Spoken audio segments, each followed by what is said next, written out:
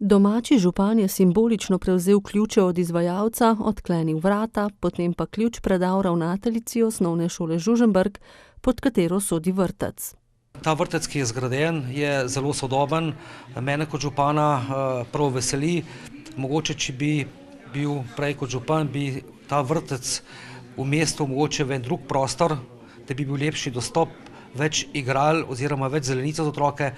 V danes še praznih, a opremljenih prostorih, 9 igralnicah v 2 nadstropjih, sodobni kuhinji, zbornici in ostalih pripadajočih prostorih bo otroški živžav slišati od 1. septembra dalje.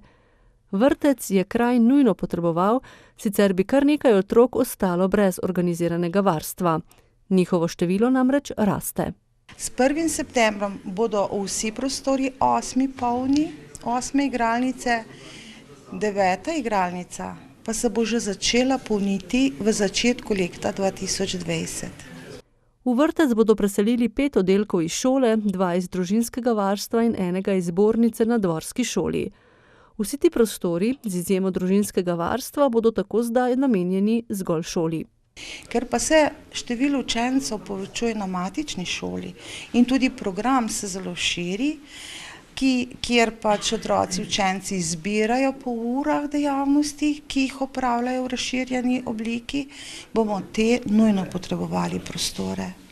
Pri novem vrtcu pa bodo v prihodnjih tednih, predvidoma do občinskega praznika sredi julija, zgradili še dodatna parkirišča.